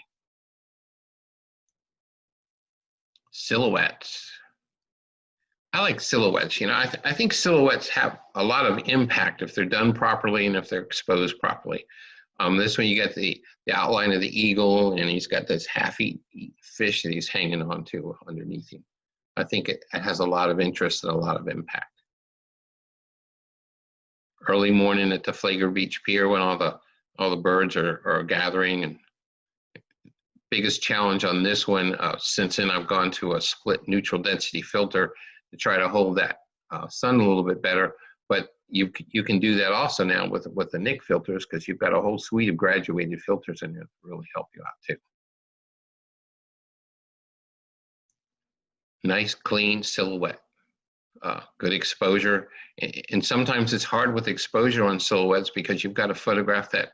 You've got to get enough density in that black and enough shutter speed so that he's not moving. So you have to be really careful with shutter speed and f-stop on this particular. Yeah, one of my favorites. This was from up north. And bird coming in, landing on the lake, got in just the right position, and I used the flood filter on the bottom of it to just kind of jazz it up a little bit, give it kind of an abstract look. Every once in a while I get out of my box. Doesn't happen very often for me. That's all you have to do. Camera angle is also very important. When I first started photographing nature and first started photographing birds, that's pretty much what my stuff looked like. Overhead, not a whole lot of interest. It's sharp and it's nice and it's cute, but it didn't have any intimacy. I think if you get down low with your subjects, that you create that intimacy, you know. Get down on this little crab's lair and photograph right into his face, and using like probably about an f8 there to keep him all in focus. But we're dropping the sand out in the background, and a good example again of foreground, middle ground, and background. And we're down on his level, and now we've got some communication with him. And the same thing with a portrait subject. Down on her level, this wouldn't even have the same look or feel to it or motion to it if we think about ourselves as a tripod and we're up, by her head. I always think, and even when I'm shooting children, you want to get down on their eye level, so that you have that communication with them. But don't forget to look up. Some of my greatest photographs are ones I like the most. I'm looking up at the birds. This was photographed at down by your dad's Sebastian Inlet, and these two guys were just fighting over a female like crazy. So I just kind of sat on the side and just watched them get in just the right position, and that takes patience and a lot of exposures to sometimes just to get that one to where they're positioned just right with that one guy below him and the one guy above him, and they got their necks and beaks and everything in the right position. A little luck doesn't help. Tampa Convention Center, I like always looking up at windows, always, like I said, don't forget to look up. Skimmers over on the west coast of Florida, really interesting bird, nice design to it. I would have liked to seen a little bit more room around it, but sometimes you just have to go with the flow. Orange County Convention Center, I'm a big fan of architecture and windows. Use a real wide angle lens on this to get that nice wraparound look to it. And my all-time favorite, eagles. I could photograph eagles all day. The Mary Jean could never deal with the cold. Somebody always accused me once, said, oh, that's just a digital composite, but that's just two eagles. There were so many in the sky, and I was just kind of blazing away. The biggest problem with photographing eagles when I went to Homer was trying to separate some action, or separate, because there's just hundreds in the sky. Up there, and the residents in Homer thought that they were basically just pests. And at Universal. Look for the light. This is a friend of mine when we were out in Yellowstone. Very, very camera shy. If he would have known what I was doing, there was no way he would have allowed this. And I just kind of creeped away from him because I was standing next to him and I saw this gorgeous twilight light, start to form on him. If you look on his hat, his beard, his nose, we've got this really great edge light. So I just kind of walked away quietly and captured this. So look for the light. Wait for the light. You've got to learn patience. Sometimes you show up at a location and say, oh, the light's not here, so I'm leaving. You never know what's going to happen 5 minutes later. I showed up at one morning for a sunrise shoot, and there was just absolutely nothing. And then for like maybe 15 to 20 seconds, these clouds opened up and gave me this image. So be prepared. You never know what Mother Nature is going to throw at you, and if you're not prepared, you don't have your camera set up and everything, you're not going to capture the image. Same thing with marine land. Be prepared, you know, have your shutter speeds ready. You know, what is your visual, your mental interpretation of the scene, and whatever that is, then, you know, have your camera set that way, have your shutter speed, your ISO, have everything ready to go. So when that moment happens, you're ready for it.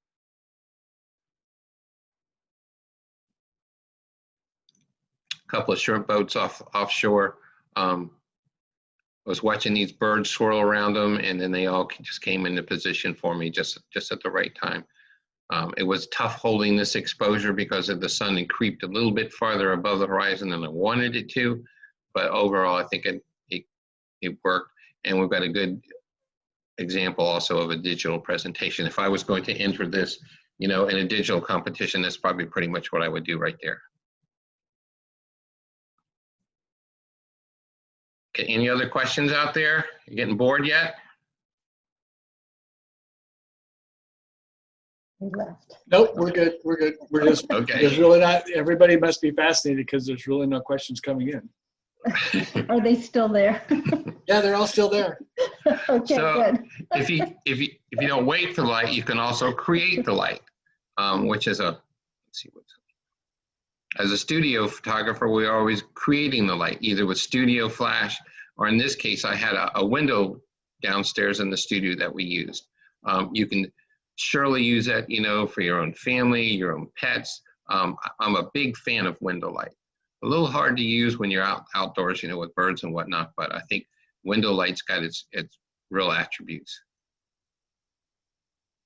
Our granddaughter don't have a studio now, so we, you know, sometimes, you know, they come over and we'll just make a makeshift studio in our living room, and this is using our large double pane patio door as the main source of light.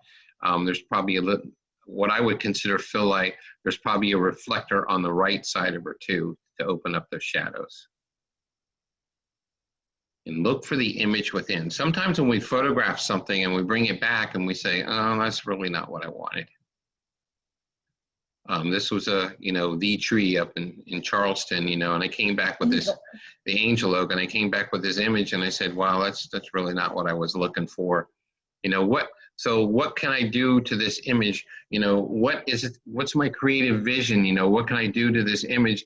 And immediately what came to me was, well, let's convert it to black and white. And that's what my creative vision on this one was. I think it's a lot more powerful image compared to the other one. I mean, that's nice. Something photographed like this with a lot of depth of field like that, that was probably about an f/22 or an f/32 shot. And it was tough because it was late afternoon that we could get in there. So then that really worked real well with going with black and white. Much more dramatic. Yeah, much more dramatic, and I think it shows the tree, you know, for what it is. A surfer down here at the beach for one of the competitions, you know, it's okay the way it is, but with a different crop, we come up, I think, with a lot more powerful image of a vertical crop that's kind of coming off that wave.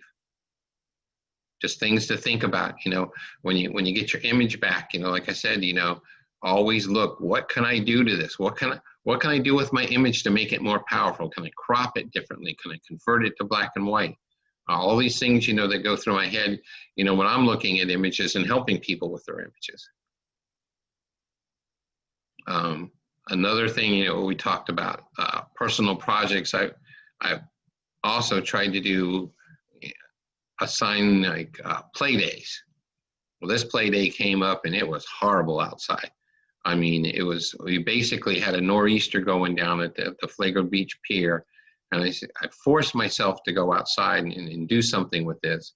And I'm down there underneath the pier. The people in the restaurant are probably thinking I'm crazy because it's like, you know, blowing like crazy. It's probably 40-mile-an-hour wind going through there. And I came back with this image and I said, well, you know, that's really not what I had in mind. So we went to a black and white. This was through Nick, Tonal Contrast, and then the FX, the Nick FX, Silver FX for black and white, and came up with this image. And I think this really helped. Little key thing when I'm photographing long exposures like this, you have to be careful. Like I said, mentioned before, this is a wooden pier, so the exposure on this was only about 1/6 of a second because the wind was blowing so fast. The other thing I've learned for doing long exposures or watching surf is when the surf first comes in, it gets all foamy and kind of ugly. So I wait and take the exposure when the surf is an outgoing motion, and then you get those nice lines and those striations of the surf at the bottom. I think we saw this image once before, but this is just a different crop for it. I think it just makes it a lot more powerful. Think about panoramic images or making your images panoramic. I think panoramics are very strong. I think black and whites are very strong, but cropping the image to give it more impact and more of a place to go than putting him dead center. Patience again. Wait for the decisive moment. And with motor drives, we have oh, there it is. I didn't think it was in the show. This is that image I was talking about. This was called Gotcha. This was photographed on the West Coast.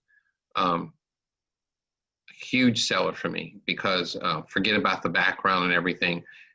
It's been sold mostly as a canvas, and this particular color image just goes with everything. It's neutral. It goes with everything. It has a lot going for this image. We've got leading lines from the back. My only fear when I got this image, I got stuck with a 500 millimeter on my camera, and I was worried it wasn't going to be focused because he had just taken off because there was another one trying to take his fish. The only comment I got from a judge once was the judge thought I did a really bad job of putting the fish in his beak, but it's natural. What are you going to do? Good detail on the feathers. Those are the kind of things that you want to look for avian type images and wildlife images, is that you need to have a good exposure up front so that the whites aren't blown out, and you can get really good detail between the feathers, the beak. We got that nice beak. We can see his eye, and then we can also see his legs, a nice black in the legs.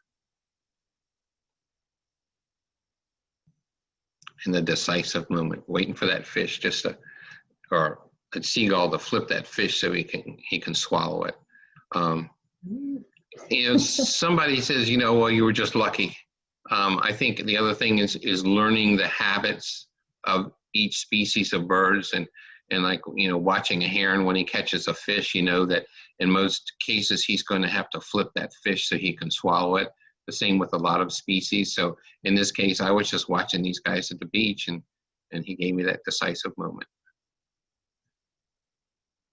Okay, walking on water. These guys would come in and land real fast. A lot of shutter speed. This one is, we just did this. Lake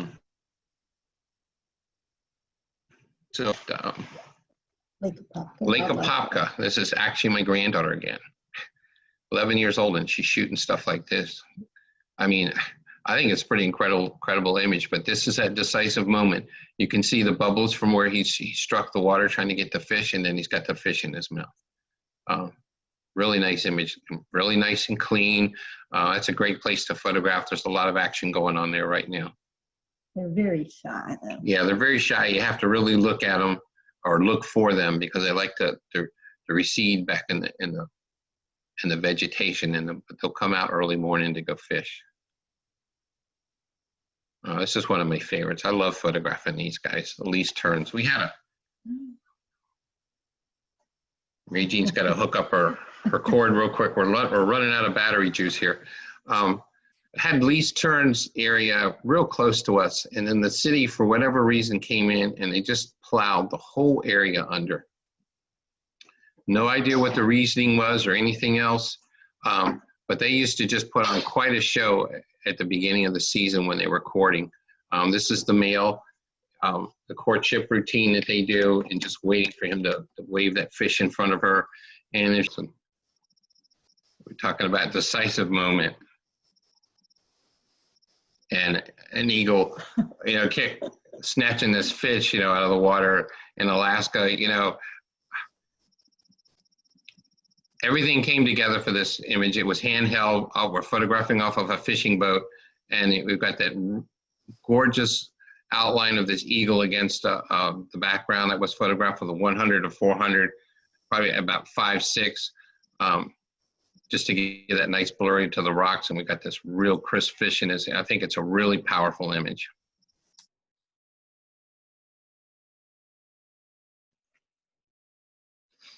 Use visual anchors, you know, give the viewer something to look at. Again, by putting that eagle over on the right-hand side. We've made a simple image by using, you know, foreground, middle ground, and background. We've isolated him from the background, and we've got this real powerful. It's not the typical image that you see. When I was going to enter this, one of my friends said, well, you know, that's really not a typical eagle. You know, he doesn't have his wings all spread out. You know, it's not your typical eagle pose.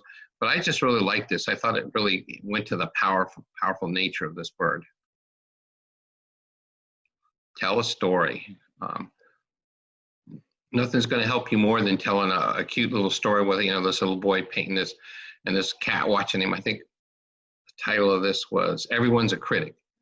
So the title, you know, ties in really well with what's going on in this image. Tell a story here. This was part of an album layout that I did for a competition, and it has the eagle catching the fish, and then the 3 stages of eating the fish.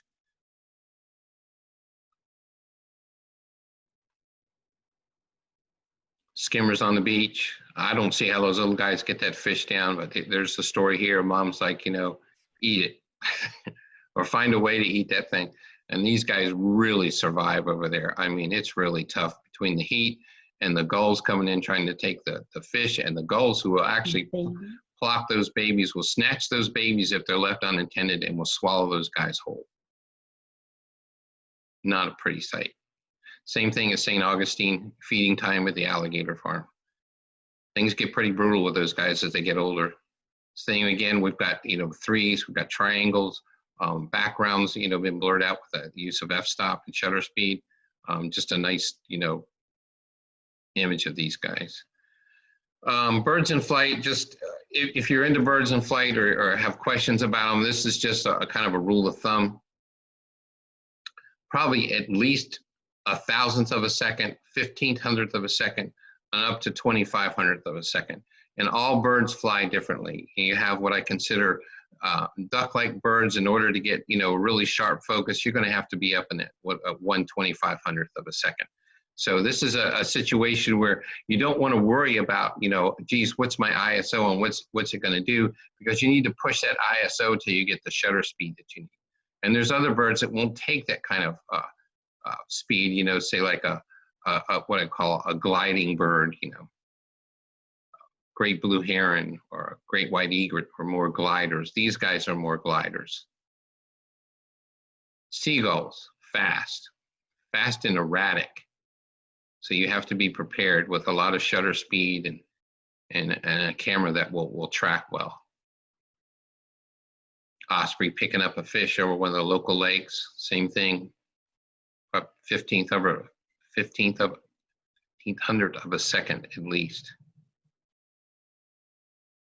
And these are more of a gliding bird over Vieira. Yeah, a little bit less shutter speed, but you know, I would err on the high end. There's nothing worse coming back with a great image and it's out of focus. This was up at Huguenot. A lot of action up there in Huguenot. I missed it this year because of all the virus, so I didn't go up there. But a great place to photograph and follow them from initial courting through having the babies and feeding the babies.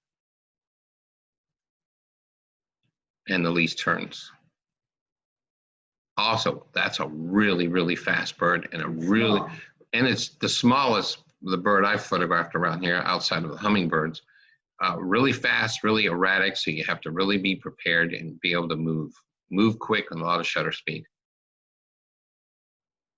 And sometimes you just need to, you know, if you know what I mean by bumping your focus, you know, I've got my camera set on, I'm a Canon guy at servo. Go ahead. It's in servo mode, so I'm following them, and as they're coming close to me, I'm continually just touching that focus a little bit so that it'll reorient and refocus on them.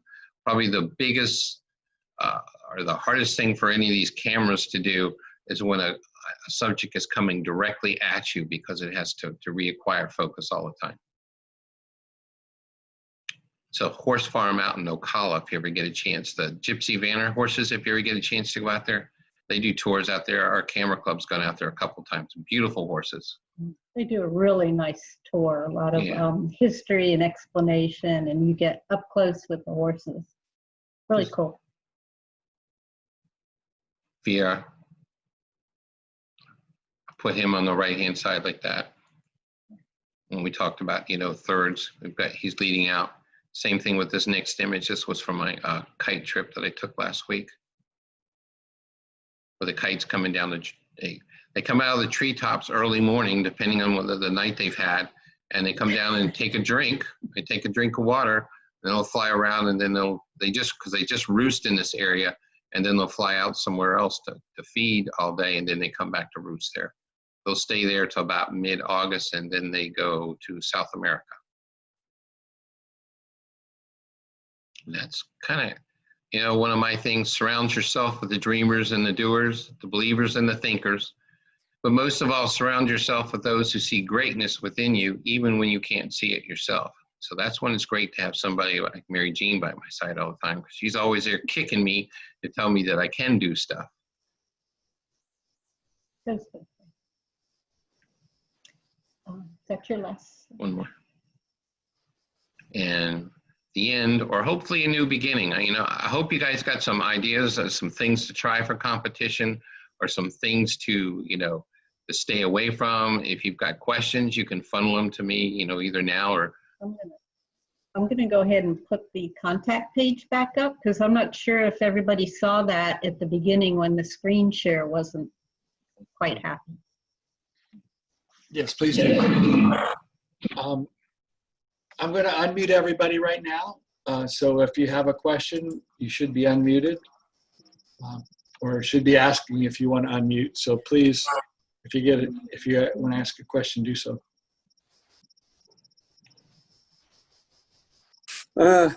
Joe, it seems like you went from like maybe an APS-C type camera to full frame this year.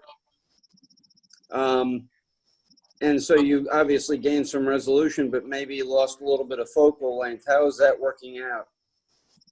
You know, I have both cameras. I have to admit, I use my full frame probably most for my landscape photography, because it is full frame. And I'm with my APS-C, which is for the Canon is a 1.6. I like working with that, with doing my wildlife photography for the most part, because I get the more reach. There's drawbacks with the APS-C, obviously, because we're working with it. But I think if you handle your files correctly, I've pulled 80-inch canvases off of that thing, and they look gorgeous. But that's all Thank you very much. It's all about how it's handled, you know, on the opposite end and in the printing process. Thanks. I don't see anything else in the chat, but I do want to take the opportunity to say thank you very much. This was very good presentation. I learned a lot. I'm sure everybody else did. And we look forward to taking this information now and making a better print for the contest. Okay. Good luck on your contest. Thank you so much. We appreciate it. You're welcome. Good night, everybody.